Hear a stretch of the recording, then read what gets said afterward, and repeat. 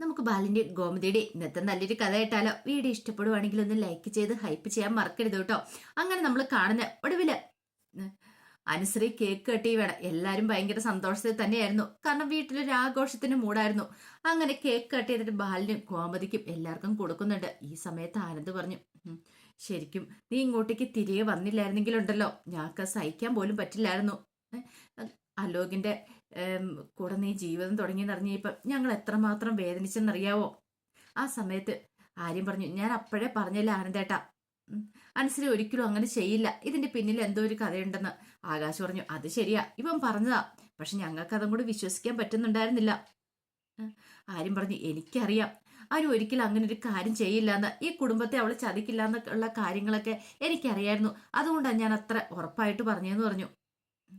അത് കേട്ടപ്പോൾ ഹന്ത് പറഞ്ഞു, എന്താണെങ്കിലും ഇപ്പൊ സമാധാനമായെന്ന് പറഞ്ഞു. അപ്പോഴേക്കും ഭയങ്കര സങ്കടത്തോടു കൂടിയിട്ട് അനു പറഞ്ഞു, കാര്യങ്ങളൊക്കെ സന്തോഷം തന്നെയാ, പക്ഷെ ഈ സന്തോഷം പങ്കിടാനായിട്ട് നമ്മളോടൊപ്പം ഒരാളും കൂടെ വേണമായിരുന്നു, ധർമ്മ മാമൻ.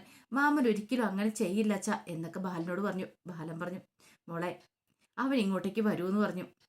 അവൻ അധിക ദിവസം അവിടെ പോയി നിൽക്കാൻ പറ്റില്ല. ദേ ഇപ്പൊ മോള് വന്നില്ലേ, ഇതുപോലെ തന്നെ അവനും ഇങ്ങോട്ടേക്ക് വരുമെന്ന് പറഞ്ഞു. ധർമ്മന്റെ കാര്യം പറയുമ്പോൾ എല്ലാവർക്കും ഭയങ്കര വിഷമമായിരുന്നു. അപ്പോഴേക്കും മീനാക്ഷി പറഞ്ഞു, അച്ഛാ കാര്യമൊക്കെ കാര്യം തന്നെ, പക്ഷെ എനിക്ക് നല്ല ഭയമുണ്ട് അലോകിന്റെ കാര്യത്തിൽ. അവൻ അടങ്ങിയിരിക്കും തോന്നുന്നുണ്ടോ? കാരണം അവന് നല്ല ദേഷ്യം കാണും അനുവിനോട്. ആ ഒരു ഭയം എനിക്കുണ്ട്. ഗോമതി പറഞ്ഞു, അത് ശരിയാ ബാലേട്ട, ചിലപ്പം അവന് ഉപദ്രവിക്കാൻ ചാൻസ് ഉണ്ട്. പുറത്തിറങ്ങി നടക്കണ്ടല്ലേ മോൾക്ക്. അവൻ അടങ്ങിയിരിക്കുവോ? അത് കേട്ടപ്പോൾ ആര്യം പറഞ്ഞു, ഇങ്ങോട്ടേക്ക് വരട്ടെ, എന്തെന്ന് ചെയ്യുന്നെന്ന് കാണിച്ചു കൊടുക്കാന്നൊക്കെ പറഞ്ഞു.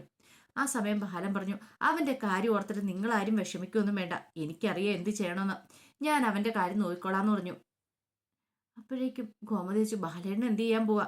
എനിക്കറിയാം, നമ്മുടെ മോൾക്കൊരു ആപത്തും വരാനായിട്ട് പാടില്ല. നമ്മൾക്ക് വേണ്ടിയിട്ട് അവർ ഇത്രയൊക്കെ ചെയ്ത് ഇനി എന്താണെങ്കിലും അവളെ ബലി കൊടുക്കാണ്ട് ഞാൻ ഉദ്ദേശിക്കുന്നില്ല എന്ന് പറഞ്ഞു. അതിന് വേണ്ടുന്ന കാര്യങ്ങളൊക്കെ ചെയ്യണം. നാളെ ആട്ടെ നമുക്കൊരു സ്ഥലം വരെ പോണം മോളെ എന്ന് അനുവിനോട് പറഞ്ഞു. അപ്പോഴേക്കും അനു ചോദിച്ചു, എവിടെ അച്ഛാന്ന് പറഞ്ഞു. എവിടെ അച്ഛാന്ന് ചോദിക്കുകയാണ്. അപ്പോഴേക്കും ഗോമതിച്ചു, ബാലേട്ട എവിടേക്കാ പോന്നേ? അത് നാളെ ആട്ടെ, നാളെ നമുക്കൊരു സ്ഥലം വരെ പോണം, ഇതിൻ്റെ ഒരു പരിഹാരം ഉണ്ടാക്കണമല്ലോ, അതിനു വേണ്ടിയാ പോണേന്ന് പറഞ്ഞു. പക്ഷെ ആർക്കും ഒന്നും മനസ്സിലായില്ല എങ്ങോട്ടാ എവിടേക്കാ പോണേന്നുള്ള കാര്യങ്ങളൊന്നും. പിന്നീട് രാത്രിയായി കഴിഞ്ഞു കഴിഞ്ഞപ്പോഴത്തേനും ആനന്ദ മുറിയിലേക്ക് വന്നിട്ട് ഫോൺ എടുത്തിട്ട് അതിനകത്ത് നോക്കുകയാണ്. കടയിലൊരു ക്യാമറ വെച്ചിട്ടുണ്ടല്ലോ, അപ്പൊ അതിന്റെ ദൃശ്യങ്ങളൊക്കെ അങ്ങനെ നോക്കി കഴിയുമ്പോഴത്തേനും പ്രത്യേകിച്ചൊന്നും കണ്ടൊന്നുമില്ല അതിനകത്ത്. ഉദയഭാനു വന്നിട്ടുണ്ട്, ഉള്ളതായിട്ട് കാണാനായിട്ട് കഴിഞ്ഞില്ല. എടി ദേവി, എന്താണെങ്കിലും ഇതിനകത്ത് സത്യങ്ങളൊക്കെ പുറത്തു വരും. മാമൻ എന്താണെങ്കിലും അങ്ങനെ ഒരു പ്രവൃത്തി ചെയ്യില്ല എന്ന് എനിക്ക് 100% അറിയാം.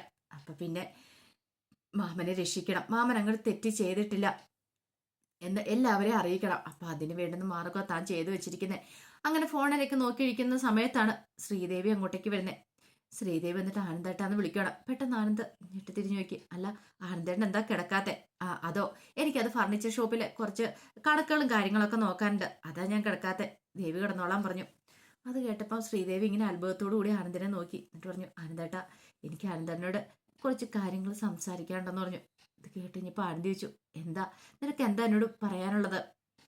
എത്ര ദിവസത്തിന് ശേഷമാണെന്നറിയാവോ ആനന്ദേട്ടൻ എന്നോട് ഇത്ര സൗമ്യമായിട്ട് പെരുമാറുന്നേ, ഇങ്ങനെയൊക്കെ സംസാരിക്കുന്നേ? അല്ലെങ്കിൽ ആനന്ദേട്ടന് എപ്പോഴും എന്നോട് ദേഷ്യമായിരുന്നു. എനിക്ക് ആനന്ദേട്ടനോട് സംസാരിച്ചുകൊണ്ട് വരാൻ പോലും പേടിയായിരുന്നു. നമ്മൾ രണ്ടുപേരും ഈ മുറിയിൽ തനിച്ചുള്ള സമയത്ത് ആനന്ദേട്ടനോട് എന്തെങ്കിലും ചോദിച്ചിട്ടുണ്ടെങ്കിൽ ആനന്ദേട്ടൻ എങ്ങനെയാ പ്രതികരിക്കുന്നതെന്ന് അറിയില്ല.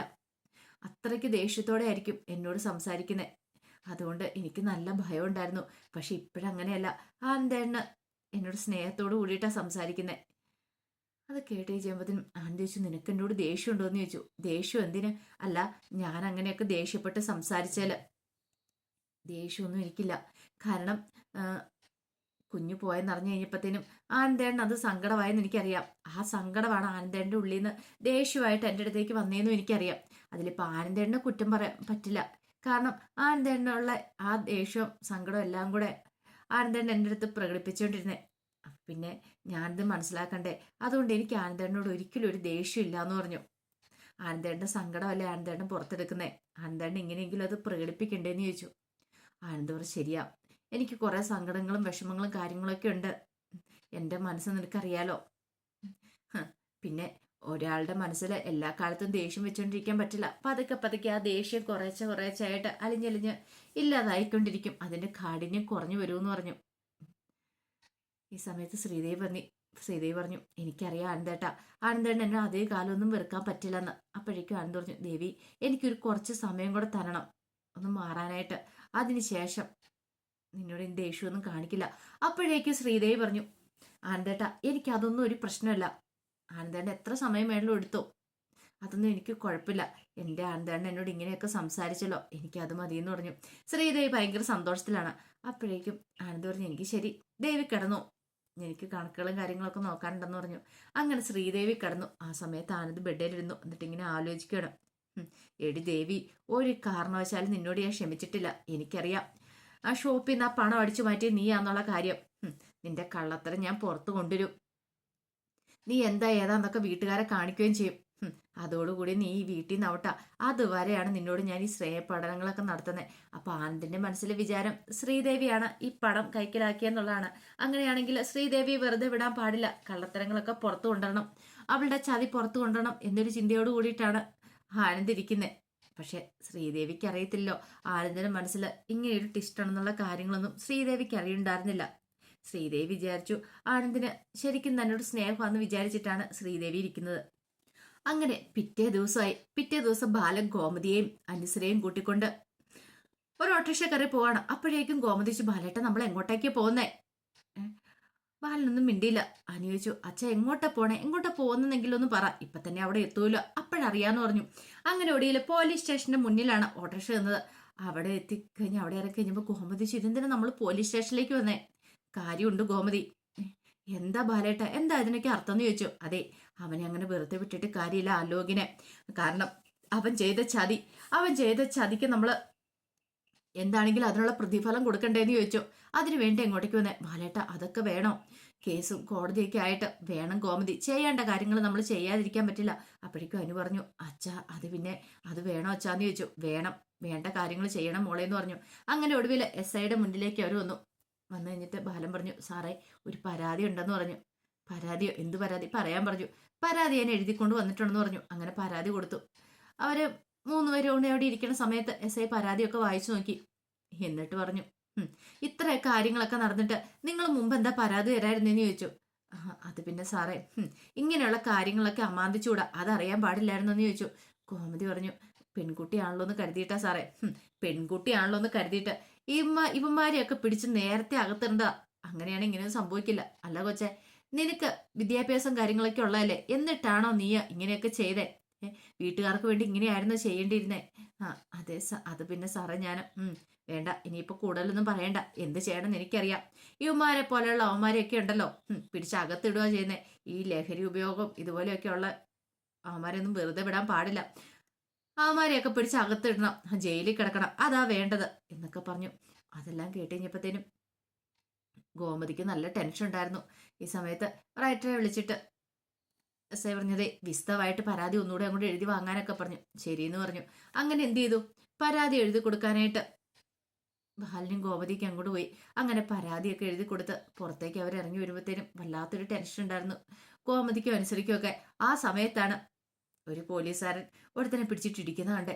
അത് കണ്ടു കഴിഞ്ഞപ്പോഴത്തേനും ബാലൻ ചോദിച്ചു എന്താ സാറേ, എന്താ കാര്യം ഇങ്ങനെ വെറുതെ ചോദിക്കുക? ഇവൻ ചെയ്ത എന്താണെന്നറിയോ? കണ്ടില്ലേ ഇവന്റെ ഭാര്യയുടെ മുഖത്ത് കണ്ടോ? ഇവന്റെ ഭാര്യയുടെ മുഖത്ത് കണ്ട പാട് കണ്ടോ? ഇവൻ ഇടിച്ചാന്ന് പറഞ്ഞു. അപ്പൊ ഇവനെ പോലുള്ള അവന്മാരെയൊക്കെ വെറുതെ വിടാൻ പാടുണ്ടോ? ഇവന്റെ മൂക്ക് ഇടിച്ച് പരത്തണ്ടെന്ന് ചിരിക്കുവാണ്. അവന്റെ ഭാര്യ പോലും ഞെട്ടിത്തെറിച്ചിരിക്കുക. ഈ കാഴ്ചകളൊക്കെ കണ്ടു കഴിഞ്ഞപ്പോഴത്തേനും ഗോമതിക്കും അനുവിനും ഒക്കെ അവർക്കും വല്ലാത്തൊരു ടെൻഷൻ ആവുന്നുണ്ടായിരുന്നു.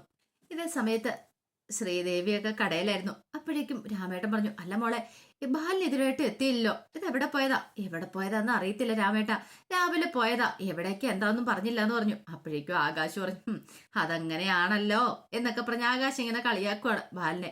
ആ സമയത്ത് രാമേട്ടൻ പറഞ്ഞു വേണ്ട, കളിയാക്കൊന്നും വേണ്ട മോളെ, നിനക്കൊരു കാര്യം അറിയാവോ? ധർമ്മൻ ഉണ്ടായിരുന്ന സമയത്ത് ധർമ്മനും ഇവനും കൂടെ എപ്പോഴും അടിവെക്കണം, എന്തിനാണെന്നറിയോ? ബാലന്റെ കാര്യത്തിനാന്ന് പറഞ്ഞു. ധർമ്മന്റെ പേര് കേട്ട് കഴിഞ്ഞപ്പോഴത്തേനും പെട്ടെന്ന് ശ്രീദേവിക്കൊക്കെ ടെൻഷനായി. ശ്രീദേവിക്ക് മാത്രമല്ല ആകാശിനും. ആ സമയം രാമേട്ടൻ പറഞ്ഞു ഓർക്കണ്ടാന്ന് കരുതും, പക്ഷെ ഓർക്കാതിരിക്കാൻ പറ്റില്ല.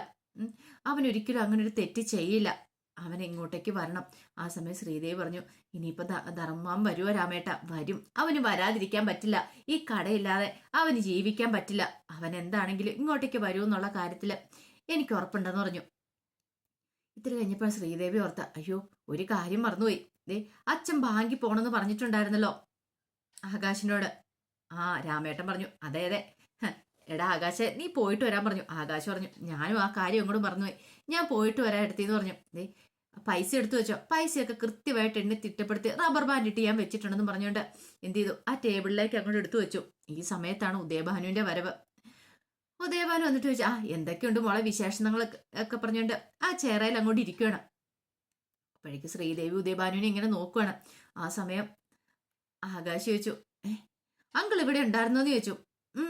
ഇവിടെ ഇപ്പോഴുണ്ട്, പക്ഷേ എങ്കില് കുറച്ചു മുമ്പ് ലാൻഡ് ചെയ്തോളെന്ന് പറഞ്ഞു. എവിടെയായിരുന്നു? അത് ഞാൻ ആഫ്രിക്കയിലായിരുന്നു പറഞ്ഞു. അത് കേട്ടപ്പോൾ ശ്രീദേവി ഇങ്ങനെ നോക്കുകയാണ്. പിന്നെ ഇവിടം വരെ വന്ന ഇവിടെ അടുത്തൊരു പ്രോപ്പർട്ടി നോക്കാനുണ്ടായിരുന്നു, അതിന്റെ ആവശ്യത്തിന് വേണ്ടി വന്നാന്ന് പറഞ്ഞു. ഓ അങ്ങനെയാണല്ലേ. എന്താ രാമേട്ട സുഖമൊക്കെ അല്ലേ? സുഖമായിട്ട് പോകുന്നു ഉദയഭാനു സാറേ എന്ന് പറഞ്ഞു. പിന്നെ ഇടയ്ക്ക് എനിക്ക് മോളെ കണ്ടില്ലെങ്കിൽ ഒരു സമാധാനം വരില്ല, അതാ ഞാൻ ഇവിടേക്ക് എങ്ങും വന്നേന്നൊക്കെ പറഞ്ഞ് തള്ളി മറിക്കുവാണ്. ശ്രീദേവി ഇങ്ങനെ നോക്കി. ശ്രീദേവിക്ക് ഒട്ടും ഇഷ്ടപ്പെടുന്നുണ്ടായിരുന്നില്ല ഉദയഭാനു വന്നത്. പിന്നീട് ശ്രീദേവി ആകാശിനോട് പറഞ്ഞു, ആകാശെ നീ പോയിട്ട് വരാൻ പറഞ്ഞു. അങ്ങനെ ആകാശ് എന്ത് ചെയ്തു, അങ്ങോട്ടേക്ക് വന്നു കഴിഞ്ഞപ്പോൾ ശ്രീദേവി ആ പണം എടുത്ത് അങ്ങോട്ട് കൊടുക്കുകയാണ്, റബ്ബർ ബാൻഡിട്ട പണം. അത് കണ്ടപ്പോഴത്തേനും ഉദയഭാനുവിന്റെ കണ്ണെന്ന് തള്ളിപ്പോയി. ആകാശ് പറഞ്ഞു, ഉദയഭാൻ സാറേ എനിക്ക് ബാങ്കിൽ വരെ പോണം. ആ ശരി മോനെ, മോനെങ്കിൽ പോയിട്ട് വാ എന്ന് പറഞ്ഞു. അങ്ങനെ ആകാശ് അങ്ങോട്ട് പോയി. ഈ സമയത്ത് ശ്രീദേവിക്കാണ് നല്ല ദേഷ്യമായിരുന്നു. ശ്രീദേവി പതുക്കെ ഉദയഭാനോട് ചോദിച്ചു, അച്ഛൻ എന്തിനാ ഇങ്ങോട്ടേക്ക് വന്നേ? അച്ഛനോട് ഞാൻ പറഞ്ഞിട്ടുള്ളല്ലോ ഇങ്ങോട്ടേക്ക് വരില്ലെന്ന്. എൻ്റെ മോളെ, എനിക്ക് മോളെ കാണാതിരിക്കാൻ പറ്റുമോ? അതുകൊണ്ടാണ് ഞാൻ ഇങ്ങോട്ടേക്ക് വന്നേന്നൊക്കെ പതുക്കെ പറയണം. ആ സമയം രാമയോട് ചോദിച്ചു, എന്താ അച്ഛനും മോളും തമ്മിലൊരു കുശുകുശിപ്പ്? അപ്പോഴേക്ക് ഉദയഭാനു പ്ലേറ്റ് മാറ്റി. ഉദയഭാനു പറഞ്ഞു, എൻ്റെ രാമേട്ട എന്ത് ചെയ്യാനാ, ഞാൻ ഇവളോട് പറയാം ഇവിടെ അടുത്ത് കാണുന്ന പ്രോപ്പർട്ടി അത് ആനന്ദിന്റെ പേര് വാങ്ങിക്കാന്ന്. അപ്പൊ ഇവള് പറയാം എനിക്കും ആനന്ദേണ്ടോ അച്ഛനും ഒന്നും വേണ്ടെന്ന്. ഓ എന്ത് ചെയ്യാനാന്ന് പറ. ഞാൻ ഇതൊക്കെ സമ്പാദിച്ചു കൂട്ടുന്ന ആർക്ക് വേണ്ടിയിട്ടാ? ഇവർക്ക് വേണ്ടിയിട്ടല്ലേ? വേദനിക്കുന്നൊരു കോടീശ്വരൻ ഞാൻ എന്നൊക്കെ പറഞ്ഞു. ശ്രീദേവിക്കാണെങ്കിലോ എങ്ങനെയെങ്കിലും ഒന്ന് എഴുന്നേറ്റ് പോയാൽ മതി ഉദയഭാനു എന്നൊരു ചിന്ത ഉണ്ടായിരുന്നുള്ളൂ. ശ്രീദേവി പെട്ടെന്ന് രാമേട്ടനോട് പറഞ്ഞു, രാമേട്ട മുമ്പ് ചായ കുടിക്കുന്ന കാര്യം പറഞ്ഞില്ലായിരുന്നോ? പോയി കുടിച്ചിട്ട് വാ, ഞാനുണ്ടല്ലോ എന്ന് പറഞ്ഞു. തിരക്കില്ലാത്ത സമയമല്ലേ. അങ്ങനെ രാമേട്ടനെ ചായ കുടിക്കാൻ അങ്ങോട്ട് പറഞ്ഞു വിട്ട് കഴിഞ്ഞപ്പോൾ ശ്രീദേവി ചോദിച്ചു, അല്ല അച്ഛന്റെ ഭാവം എന്താന്ന് ചോദിച്ചു. എന്താ? അല്ല അച്ഛൻ എന്തിനാ ഇങ്ങോട്ടേക്ക് വരുന്നേ? മോളെ അത് പിന്നെ ഞാന് ദേച്ചാ ഒരു കാര്യം ഞാൻ പറഞ്ഞിട്ടുണ്ട്. അച്ഛൻ ഇങ്ങോട്ടേക്ക് ഇടയ്ക്കിടയ്ക്ക് വരേണ്ട കാര്യമൊന്നുമില്ല, മനുഷ്യന്റെ സമാധാനം കളയാനായിട്ട്. മോളെ ഞാൻ പിന്നെ ഇതിലൂടെ വന്നപ്പം എന്നൊക്കെ പറഞ്ഞിട്ട് പോക്കറ്റിൽ നിന്ന് ഒരു ലിസ്റ്റ് എടുക്കുവാണ്. ഇതെന്താ അച്ഛാ? അതെ കുറച്ച് സാധനങ്ങൾ വാങ്ങിക്കാനുണ്ടായിരുന്നു എന്ന് ഇത് കേട്ട് കഴിഞ്ഞപ്പോൾ ശ്രീദേവി പറഞ്ഞു, അതിനെന്താ വാങ്ങിക്കണം, പൈസ കൊടുത്ത് വാങ്ങിക്കണം എന്ന് പറഞ്ഞു. മോളെ പൈസ കൊടുത്ത് വാങ്ങിക്കാന്ന് പറഞ്ഞാൽ ഇവിടെ ഗോമതി സ്റ്റോഴ്സ് ഉള്ള പിന്നെ ഞാൻ വേറെ കടയിൽ നിന്ന് പൈസ കൊടുത്ത് മേടിക്കാന്ന് പറഞ്ഞാൽ അതൊരു ബുദ്ധിമുട്ടുള്ള കാര്യമല്ലേ? നിനക്ക് നാണക്കേടല്ലേ? അതെ എനിക്ക് ഒരു നാണക്കേടും ഇല്ല. അച്ഛൻ എവിടെ നിന്നാന്ന് പോയി വെച്ച് വാങ്ങിച്ചോ, എനിക്കൊരു സങ്കടവും ഇല്ലാന്ന് പറഞ്ഞു. അല്ല മോളെ കുറച്ച് സാധനം, അതെ അച്ഛൻ്റെ ഭൂതി അങ്ങോട്ട് മനസ്സിൽ വെച്ചാൽ മതി. കഴിഞ്ഞ പ്രാവശ്യം ഇവിടെ വന്നു കഴിഞ്ഞപ്പോൾ ഞാനൊരു ബൂസ്റ്റ് എടുത്തു തന്നു. കഷ്ടകാലത്തിന് ഞാൻ പറയുകയും ചെയ്തു, അതെന്റെ ശമ്പളത്തിന് ഞാൻ ബാലച്ചന് കൊടുത്തോളാന്ന് എന്നും പറഞ്ഞുകൊണ്ട് ഇത്രയും വലിയ ലിസ്റ്റുമായിട്ട് അച്ഛൻ വരുമെന്ന് ഞാൻ പ്രതീക്ഷിച്ചില്ല എന്ന് പറഞ്ഞു. അത് കേട്ട് കഴിഞ്ഞപ്പോൾ ഉദയഭാനു ഇങ്ങനെ നോക്കി. ആ സമയം ശ്രീദേവി പറഞ്ഞു, ദൈവത്തെ ഓർത്ത് അച്ഛൻ ഇപ്പൊ പോകാൻ നോക്ക് എന്ന് പറഞ്ഞു. അപ്പോഴേക്കും ഇങ്ങനെ ഒന്ന് ആലോചിച്ചു ഉദയഭാനു. എന്നിട്ട് പറഞ്ഞു, അത് മോളെ ഞാൻ പോയിക്കോളാം, പിന്നെ എന്താ ഒരു അമാന്തം? അച്ഛന് സാധനങ്ങൾ വേണോ? ഒരു കാര്യം ചെയ്യാം, മാസാവസാനം ആയി കഴിയുമ്പോൾ എനിക്ക് ശമ്പളം കിട്ടും. ഇനി 20-ാം തീയതി അല്ലേ ആയുള്ളൂ, 1-ാം തീയതി ആകുമ്പോൾ ശമ്പളം കിട്ടും. അപ്പൊ അച്ഛൻ ഇങ്ങോട്ടേക്ക് പോരെ, അച്ഛന് ആവശ്യമുള്ള സാധനങ്ങളൊക്കെ മേടിക്കാം. എന്റെ ശമ്പളം മൊത്തത്തോടെ അച്ഛനെ ഞാൻ തരാം, വിദ്യയുടെ ഹോസ്റ്റൽ ഫീസും കൊടുക്കാന്ന് പറഞ്ഞു. ശരിയാണോ മോളെ? പിന്നെ അല്ലാതെ എത്രയോ മോൾക്ക് ശമ്പളം കിട്ടും? എനിക്ക് 50,000 രൂപ കിട്ടും. 50,000 രൂപ? അത് കേട്ടപ്പോൾ ഉദയഭാനുവിന് സന്തോഷമായി. പെട്ടെന്ന് ഉദയഭാനു പറഞ്ഞു, അങ്ങനെയാണെങ്കിൽ പിന്നെ കുഴപ്പമില്ല മോളെ, ഗോമതി സ്റ്റോഴ്സ് നല്ല കച്ചവടമുള്ള, ശമ്പളമൊക്കെ അത് കൂടുതൽ ചോദിച്ചു വാങ്ങിക്കോളാം. നീ ഇവിടുത്തെ അടിമയൊന്നും അല്ലെന്നുള്ള കാര്യം അറിയാലോ. അതൊക്കെ എനിക്ക് അറിയാം അച്ഛാന്ന് പറഞ്ഞു. മോളെ എന്നാ എനിക്ക് ഒരു ഉപകാരം ചെയ്യാമോ? എന്ത്? ഒരു ബിസ്ക്കറ്റ് തരാമെന്ന് ചോദിച്ചു. ബിസ്ക്കറ്റോ അച്ഛാ? മോളെ ഒരു ബിസ്ക്കറ്റ് എടുത്ത് തരാൻ പറഞ്ഞു. ഒടുവിൽ ശ്രീദേവി ബിസ്ക്കറ്റ് എടുക്കാനായിട്ട് അങ്ങോട്ട് പോയി. ആ സമയത്ത് ഉദയഭാനു പതുക്കെ മേശവലിപ്പ് തുറന്നു. മേശവലിപ്പ് തുറന്ന് അതിനകത്ത് കയറ്റി നോക്കിക്കഴിഞ്ഞപ്പോൾ ഒരു 2-3 200 നോട്ട് മാത്രമേ ഉള്ളൂ, വേറെ ഒന്നുമില്ല. അപ്പോഴേക്ക് ശ്രീദേവി ഒരു ബിസ്ക്കറ്റ് എടുത്ത് കഴിഞ്ഞപ്പോൾ ഉദയഭാനു പറഞ്ഞു മോളെ ഒന്നും കൂടെ അങ്ങ് എടുത്തേക്കാൻ പറഞ്ഞു. അങ്ങനെ ശ്രീദേവി ഒരു ബിസ്ക്കറ്റ് കൂടെ എടുക്കാൻ തുടങ്ങിയപ്പം ഉദയഭാനു എന്നത്ത് കൈയിട്ട് നോക്കണം എടുത്താലോന്ന്. ഓ ഇത് എടുത്തിട്ട് എന്താവാനെന്ന് ഓർത്ത് പിന്നെ അതങ്ങോട്ട് അടച്ചു. കാരണം ഇനിയിപ്പോൾ അതിനകത്ത് കൈയിട്ടെടുത്തിട്ട് കാര്യമില്ല, എന്താണല്ലോ 50,000 രൂപ ഈ മാസം അവസാനം കിട്ടുമല്ലോ എന്നൊരു ചിന്തയായിരുന്നു. അങ്ങനെ ശ്രീദേവി എന്നാൽ ബിസ്ക്കറ്റ് കൊടുത്തിട്ട് പറഞ്ഞു ദേ ഇനി ഇവിടെ ഇരുന്ന് കറങ്ങാതെ എത്രയും പെട്ടെന്ന് പോകാനൊക്കെ ഉദയഭാനുവിനോട് പറയണം. ഉദയഭാനു എന്താണെങ്കിലും പൈസ ഇല്ലാത്തതുകൊണ്ട് പിന്നെ ഒന്നും ഇരുന്നില്ല. ഇനി പോയിട്ടേ കാര്യമുള്ളൂ, കുറച്ച് നേരത്തെ വരേണ്ടതായിരുന്നു. അങ്ങനെയാണെങ്കിൽ ആ ആകാശിന് കൊടുത്തു വിട്ട പൈസ അത് എടുക്കായിരുന്നു. ബാങ്കിൽ അടയ്ക്കാൻ കൊണ്ടുപോയ പൈസ ഇവിടെ കെട്ടായിട്ടെടുത്ത് വെച്ചിരിക്കുമായിരുന്നു. താൻ ഒരല്പം വൈകിപ്പോയി എന്നൊരു ചിന്തയായിരുന്നു ഉദയഭാനുവിന്റെ മനസ്സിലുണ്ടായിരുന്നേ.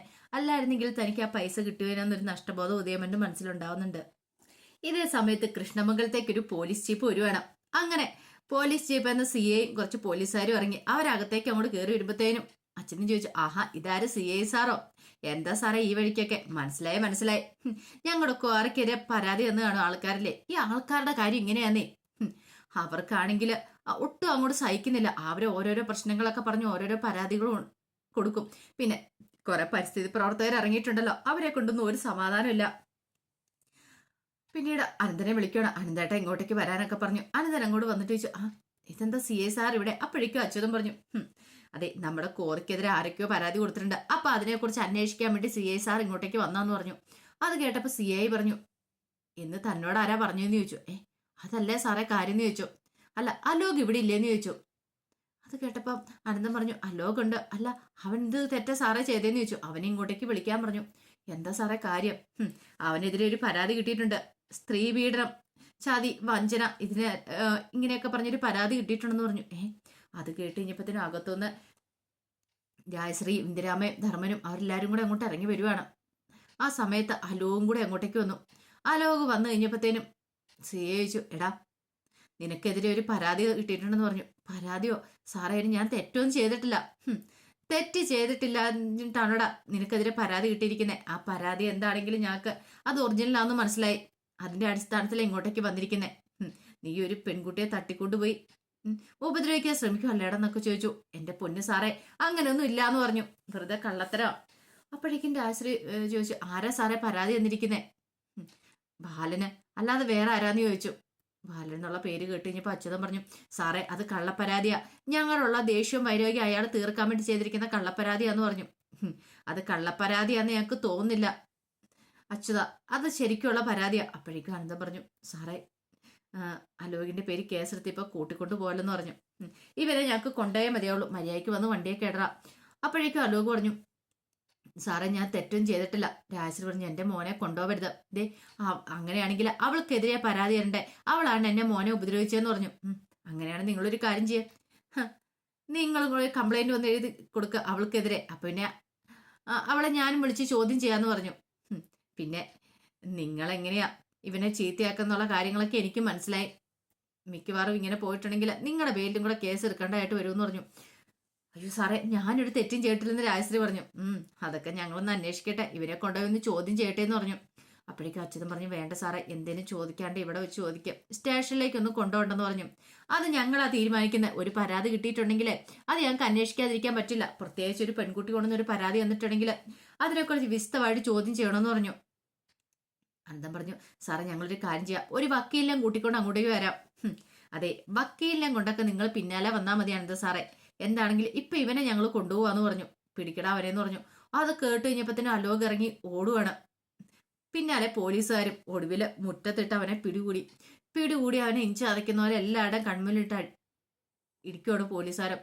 അപ്പോഴേക്കും രാജശ്രീ, ഇന്ദിരാമ എല്ലാരും കൂടെ ഞെട്ടിപ്പോയി. ധർമ്മം പറഞ്ഞു വേണ്ട സാറേ അവന് ഉപദ്രവിക്കില്ലെന്നൊക്കെ പറഞ്ഞു. ആ സമയത്താണ് ഒരു ഓട്ടോറിക്ഷയില് ഗോമതി, ബാലിനും അനശ്വരയൊക്കെ വന്നിറങ്ങുന്നേ. അപ്പോഴീ രംഗങ്ങളൊക്കെ കാണുന്നേ. അവന് ഇടിക്കുന്നത് കണ്ടു കഴിഞ്ഞപ്പോഴത്തേനും ഗോമതിക്കൊക്കെ എല്ലാവർക്കും ഭയങ്കര ടെൻഷനായിപ്പോയി. ബാലിന് പക്ഷെ ഒരു കുലുക്കം ഉണ്ടായിരുന്നില്ല. അങ്ങനെ അവനെ പിടിച്ച് വണ്ടിയിലേക്ക് കയറ്റി അങ്ങോട്ട് കൊണ്ടുപോകുന്ന സമയത്ത് അച്യുതൻ ബാലിന്റെ അടുത്തേക്ക് വന്നു. എന്നിട്ട് പറഞ്ഞു എടാ ബാല ഇത് ഞാൻ പൊറുക്കാൻ പോകുന്നില്ല. എന്താണെങ്കിലും ഇന്ന് ഉച്ചയ്ക്ക് മുമ്പ് തന്നെ ഞാൻ എൻ്റെ മോനെ പുറത്തിറക്കിയിരിക്കും. പക്ഷെ ഉണ്ടല്ലോ നിനക്കിട്ടുള്ള പണി അത് ഞാൻ തരൂടാ. ഞാൻ വെറുതെ ഇരിക്കുമെന്ന് കരുതുന്നുണ്ടോ? നിന്റെ കുടുംബത്തെ ഞാൻ വെറുതെ വിടലിടാന്നൊക്കെ പറഞ്ഞുകൊണ്ട് വെല്ലുവിളിക്കുവാണ്. അപ്പോഴേക്കും അനന്തം പറഞ്ഞു അച്യുത ഇപ്പൊ അവനെ പുറത്തിറക്കാനാ നോക്കണ്ടേ, വെല്ലുവിളിയല്ല വേണ്ടേന്ന് പറഞ്ഞു. ധർമ്മം പറഞ്ഞു അതെ അച്യുതേട്ടൻ ഇങ്ങോട്ടേക്ക് വന്നേ. ഏ, വന്ന് അവനെ ഇറക്കാനുള്ള കാര്യങ്ങളൊക്കെ നോക്കാൻ പറഞ്ഞിട്ട് ധർമ്മനും വന്ന് വിളിച്ചോണ്ട് പോവാണ്. ആ സമയത്ത് ബാലൻ ഇങ്ങനെ പറഞ്ഞു, എടാ അച്യുത, നീ ആദ്യം അവനെ പോയി ഇറക്കാൻ നോക്ക്, എന്നിട്ട് വന്ന് കിടന്ന് ഇങ്ങനെ പറയാൻ പറഞ്ഞു. ബാലനും വിട്ടുകൊടുക്കാനായിട്ട് ഒരുക്കമായിരുന്നില്ല. അങ്ങനെ കുറെ സമയം കഴിഞ്ഞ് കഴിഞ്ഞപ്പോഴത്തേനും ആര്യം മുറിയിലേക്ക് ഒരു ഇത്ര വിഷമിച്ചിരിക്കുക. എന്താ നിനക്കിത് എന്ത് പറ്റിയെന്ന് ചോദിച്ചു. ഒന്നുമില്ല, ഒന്നുമില്ലായികയൊന്നുമില്ല, എന്തോ ഒരു കാര്യമുണ്ട്. അത് പിന്നെ ആര്യ, എത്രയാന്ന് പറഞ്ഞാലും അവൻ എന്റെ സഹോദരനല്ലേ, അതുകൊണ്ടൊരു വിഷമം.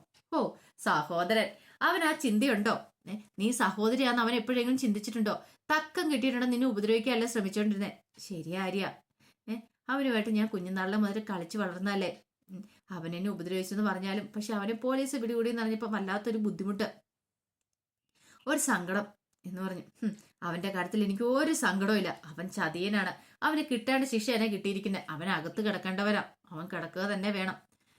അത് കേട്ടപ്പം മിത്ര ഇങ്ങനെ വിഷമിക്കണം. അപ്പോഴേക്കും ആരും പറഞ്ഞു, നീ എന്തിനാ അതിന് സങ്കടപ്പെടുന്നേ? അതല്ല, ഒരു മനുഷ്യൻ നന്നാവാനായിട്ട് അധികം ഒന്നും സമയമൊന്നും വേണ്ടല്ലോ ആര്യ. എന്നാണെങ്കിലും ചിലപ്പോൾ അവന് നന്നാവണം തോന്നിയാലോ. അവന് കാക്ക മലർന്നു പറക്കുമെന്ന് പറഞ്ഞാൽ ഞാൻ ചിലപ്പം വിശ്വസിക്കും, പക്ഷെ ആ ലോകം നന്നാവെന്ന് പറഞ്ഞാൽ ഞാൻ വിശ്വസിക്കില്ല എന്ന് പറഞ്ഞു. അത് കേട്ടപ്പം മിത്ര അവിടെ നിന്ന് കരയുവാണ്. എന്റെ സങ്കടം വന്നു. നീ എന്തിനാ കരയണേ? അല്ല, അങ്ങനെയൊക്കെ കേട്ട് കഴിഞ്ഞപ്പോഴേ അവൻ നന്നാവില്ല എന്നൊക്കെ കേട്ട് കഴിഞ്ഞപ്പോൾ ഒരു വിഷമം വന്നു. അതുകൊണ്ടാ എനിക്ക് അവനോട് ദേഷ്യമുണ്ട്.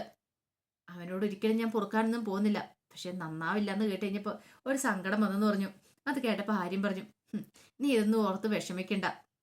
നിന്റെ സങ്കടമൊക്കെ അധികം വൈകാതെ മാറും. പിന്നെ അവൻ എന്താണെങ്കിലും അവന്റെ അച്ഛനും വല്യച്ഛനും എല്ലാരും ചേർന്ന് ഉച്ചയ്ക്ക് മുമ്പ് എന്നെ പുറത്തിറക്കുന്ന കാര്യം അറിയാലോ. പക്ഷെ ഒരു കാര്യമുണ്ട്, അങ്ങനെ പുറത്തിറക്കിയിട്ടുണ്ടെങ്കിൽ ഇനിയൊരു യുദ്ധമായിരിക്കും നടക്കാൻ പോകുന്നത്. കൃഷ്ണമംഗലവും ദേവമംഗലവും തമ്മിലുള്ള ആ യുദ്ധത്തിന് വേണ്ടി എന്തായാലും ഞാൻ ഒരുങ്ങിക്കഴിഞ്ഞു. എനിക്കറിയാം എന്താ സംഭവിക്കാൻ പോകുന്നതെന്ന് എന്നൊക്കെ ആര്യം പറയുവാണ്. അപ്പൊ അതിന്റെ കഥകളൊക്കെ എന്ന് കാണുന്നത്. ഇതിന്റെ ബാക്കി വിശേഷങ്ങളുമായിട്ട് വൈകുന്നേരത്തെ പ്രമോയി വരാട്ടോ. അപ്പൊ ഒരു മെഗാ വിശേഷം തന്നെയാണ് ഇന്ന് നമ്മൾ കാണുന്നത്. എന്താണെങ്കിലും ആ ലോകിന് ഇടിപെട്ട് പണി തന്നെയാണ് കിട്ടിയത്. അപ്പോൾ ഒരിക്കൽ കൂടി എല്ലാവർക്കും ശുഭദിനം നേർന്നുകൊണ്ട് നിർത്തുന്നു. നന്ദി.